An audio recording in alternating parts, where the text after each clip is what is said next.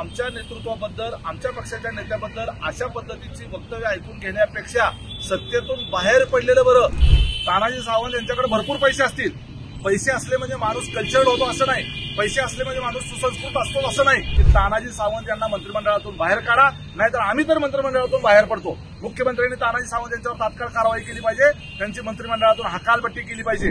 माहितीमध्ये होतोय तानाजी सावंत यांचं वक्तव्य जे आहे ते अनकल्चर्ड ज्याला म्हणतो ना तशा पद्धतीचं वक्तव्य आहे.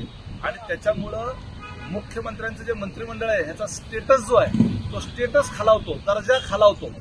आणि त्यामुळं जे काही चांगलं काम मुख्यमंत्र्यांच्या नेतृत्वात महाराष्ट्रात चाललंय ते झाकोळलं जाऊन एका मंत्र्यांच्या अशा स्टेटमेंटमुळं त्या ठिकाणी उद्या सरकारचा प्रश्न निर्माण होतो. आणि आमच्या कार्यकर्त्यांच्या भावना अगदी स्पष्ट आहेत की आमच्या नेतृत्वाबद्दल, आमच्या पक्षाच्या नेत्याबद्दल अशा पद्धतीची वक्तव्य ऐकून घेण्यापेक्षा सत्तेतून बाहेर पडलेलं बरं. आम्ही सत्तेसाठी लाचार नाही आहोत. आम्ही जे सरकारमध्ये आलो आहोत ते केंद्रामध्ये भाजपचं सरकार आहे. आणि भाजपचं सरकार केंद्रात असताना राज्याच्या डेव्हलपमेंटच्या करता, राज्यात मोठे प्रकल्प येण्याकरता, राज्यात मोठ्या प्रमाणावर निधी येण्याकरता आम्हाला केंद्र सरकारची मदत लागते. केंद्राच्या सुसंगत सरकार असेल तर राज्यातली डेव्हलपमेंट चांगल्या पद्धतीने करता येते, जनतेच्या प्रश्नाला न्याय देता येतो. ह्या एकमेव भूमिकेतून आमची विचारधारा कायम ठेवून आम्ही या ठिकाणी महायुतीमध्ये आलेलो आहोत, एनडीएमध्ये आलेलो आहोत. हे तानाजी सावंत सारख्यांची बोलणी खायला आम्ही आलेलो नाही आहोत. तानाजी सावंत यांच्याकडे भरपूर पैसे असतील. पैसे असले म्हणजे माणूस कल्चर्ड होतो असं नाही. पैसे असले म्हणजे माणूस सुसंस्कृत असतो असं नाही. यांच्याकडे मोठ्या प्रमाणावर पैसे असल्यामुळे त्याचा हा माज आहे, गुर्मी आहे. आणि त्याच्यातून त्यांची अशी ही वक्तव्य येतात. आणि आम्हाला तसलं ऐकून घेण्यामध्ये अजिबात इंटरेस्ट नाही. कार्यकर्ता प्रक्षुब्ध झालेला आहे.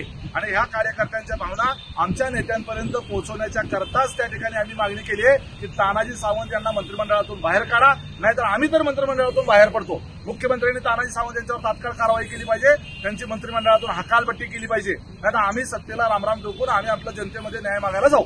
पण एक विषय असा आहे, एकीकडे कार्यकर्त्यांच्या भावना अतिशय आक्रमक आहेत, पण मंत्रिमंडळामध्ये जिथं आता तुम्ही मंत्रिमंडळाचा उल्लेख केला त्याच मंत्रिमंडळाच्या बैठकीत राष्ट्रवादीचे सुद्धा मंत्री जे एकत्र बसतात. अहो, या मंत्रिमंडळाच्या बैठकीमध्ये अशा पद्धतीचं कुणीही काही कुणाला बोलत नाही. आणि महायुतीमध्ये एकसंधपणा आहे.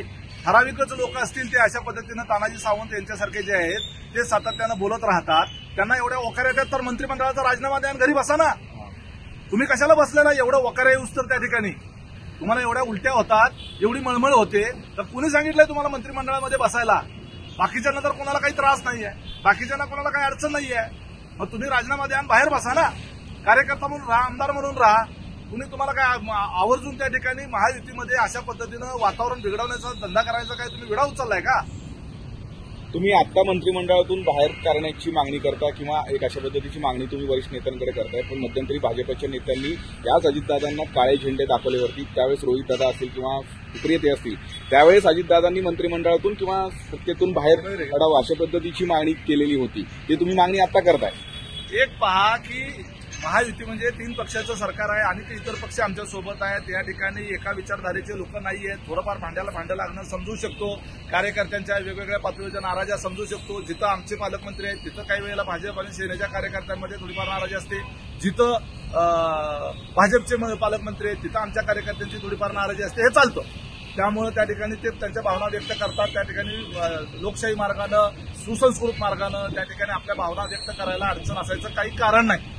परंतु आम्हाला यांच्यासोबत गेल्यामुळं बाहेर आल्यावर आम्हाला उलट्या होतात.